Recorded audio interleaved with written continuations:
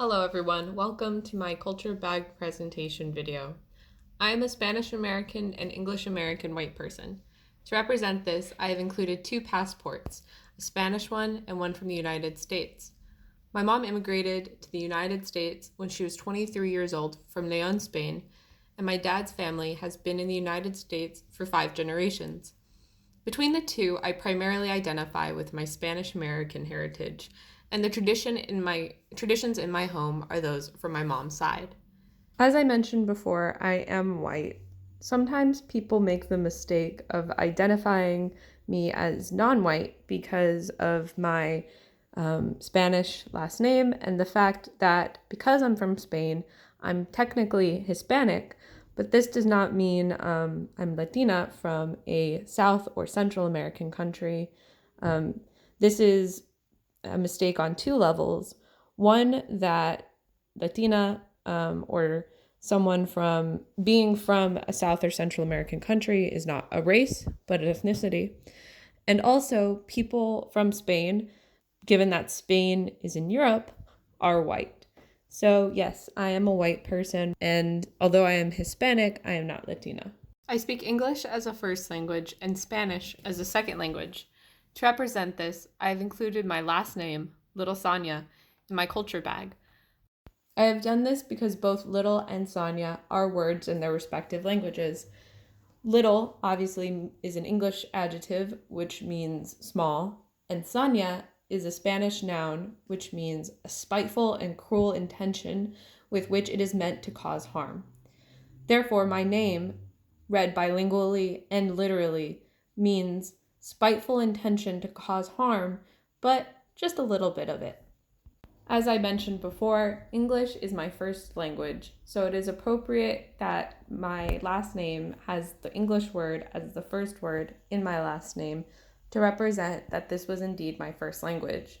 I learned Spanish in early elementary school and gradually gained proficiency until I reached fluency in around the age of 14 or 15 through Spanish language courses at my high school, as well as self-study.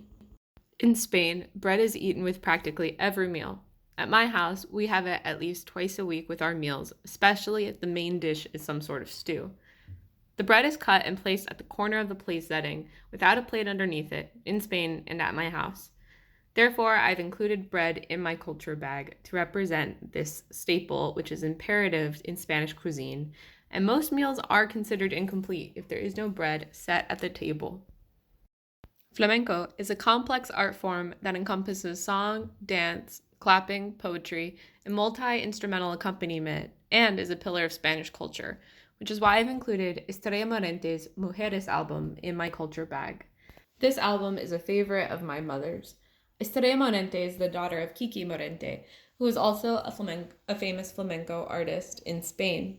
Here is a sample from the album Mujeres. Bautizaron a una mora, ya España se la trajeron, ya España se la trajeron. Every year, on January 6th, my family observes the holiday of Dia de los Reyes Magos, or Three Kings Day. This is a Christian holiday which commemorates the visitation of the three kings to the Christ child, at which time they gave the baby Jesus myrrh, frankincense, and gold. In Spain, children lay out their shoes the night of January 5th and awake on January 6th with their shoes filled with small gifts and candies said to be brought to them from the three kings themselves. That is why I have included a pair of shoes in my culture bag, because my family also observes this tradition. I lived with my parents until last year at the age of 21, and they would still fill my shoes with gifts like Starbucks gift cards or hot Cheetos or what have you. It is also worth noting that neither one of my parents are religious, even though I am. Our observance of this tradition, even though they are not religious, speaks to the major influence of Catholicism in Spanish culture.